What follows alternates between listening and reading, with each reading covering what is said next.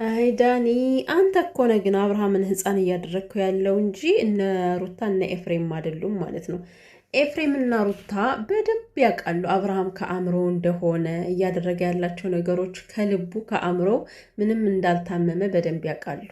እውነት ኤፍሬም እና ሩታ ምን አይነት ልብ ኑሯቸው ነው አብርሃም ታሞ እንደዛ ደንዝዞ ዝም ብሎ ሊቀመጡ የሚችሉት? ውስጠ ሚስጥሩን እነሱ ያውቃሉ። እናንተ ዝም ብላችሁ ብታብዱ ምንም አታመጡም።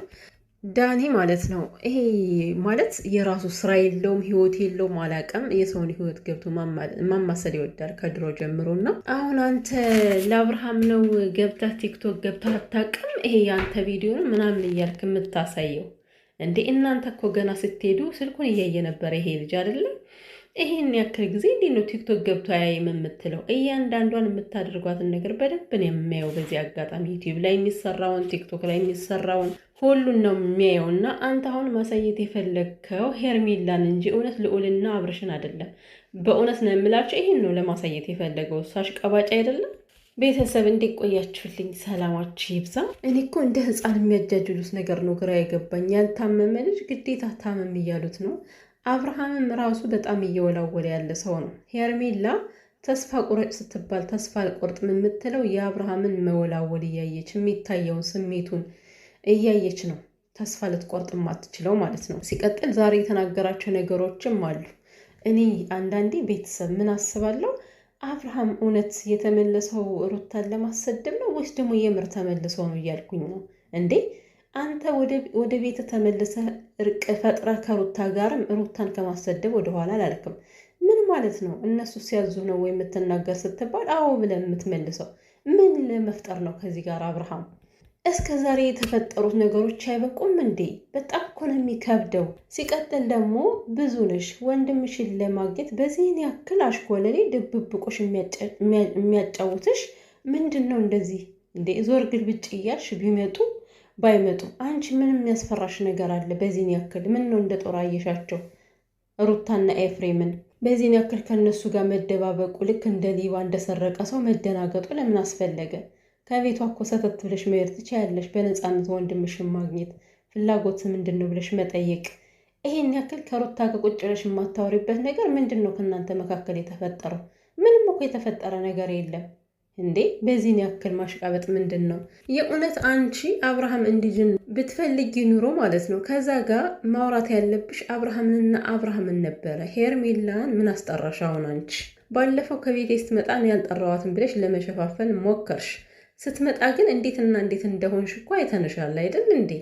እና የእውነት ከልብሽ እንዲድን ከፈለግሽ አብርሃም ማለት ነው ማውራት ያለብሽ ፎከስ አድርገሽ ከጤናው ላይ ከዚህ ቢነት ደህና ትሆናለህ ብለሽ ማውራት እንጂ ከዳንክ በኋላ ሩታንም ሆነ ሄርሜላንም ሆነ መምረጥ ትችላለን አይመለከተኝም ብለሽ ከዛች ጋር የሄርሜላን ስም ማስገባትሽ ምን ይሉታል? እስኪ ምን ሆን ብለሽ ጥላቻ ይሄን ያክል ከሩታ ላይ ጥላቻ ያለሽ ምንድን ነው? የሰራችው? ምንም እኮ ያደረገች ነገር የለም ይች ልጅ ማለት ነው። እኔ የወለደ ሰው በዚህን ያክል ደረጃው ዝቅ ብሎ ወርዶ ማየት በጣም ነው የሚያሳፍረው። እውነት ብዙ ነሽ የምታደርጊው ነገር አንቺ። እኔ እንዳንቺ ከወለደ ሰው የማይጠበቅ ነገር ነው። የምሬን ነው የምልሽ። በጣም የሚያስጠላ ነገር ነው። እና ልክ ሩታ አንቃ እንደያዘችው የትም እንደማታንቀሳቀሰው አድርገሽ ነው የምታወሪው አንቺ ማለት ነው። ግን ያሳፍራል።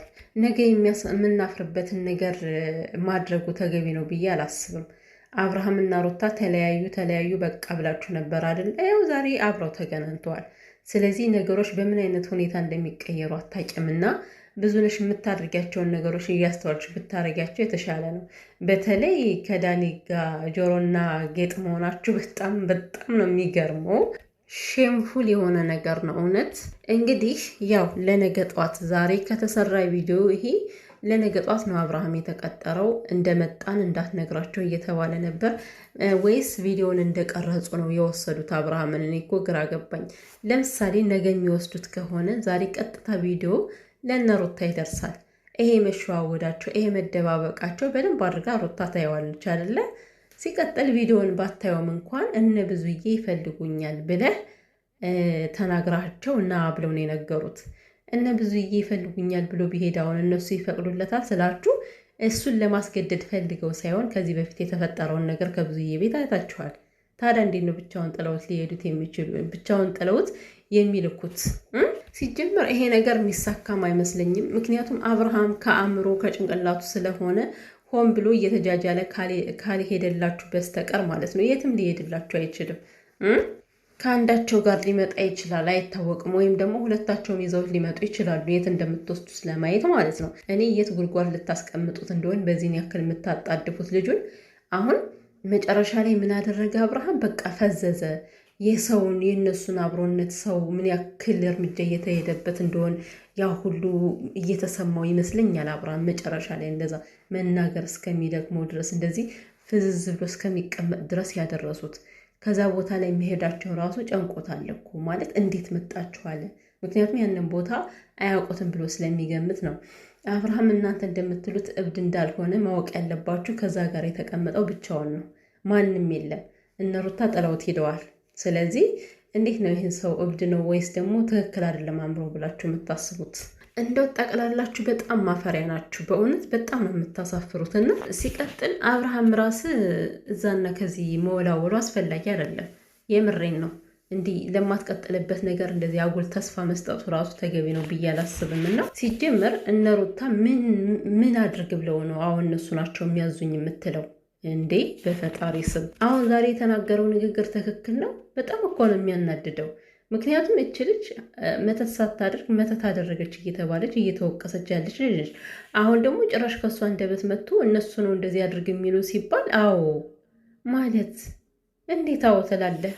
ብቻ በጣም ቅጅት ያለ ቪዲዮ ነው። በዛ በኩል ደግሞ ኤፍሬም ቪዲዮ ለቋል ከሩታ ጋር ማለት ነው። እና እኔ ሰውን እያወሳሰቡ በጣም ግራ ነው የሚያጋቡት። እንግዲህ እነ ሩታም ወደ ውጭ ሀገር እንሄዳለን እያሉ ነው። በነገራችን ላይ በሀገራችን በቤተሰቦቻችን ያው እንግዲህ ወደ ውጭ ስትሄዱ ምናምን ታውቃላችሁ፣ ውጭ ሀገር ብቻ ሳይሆን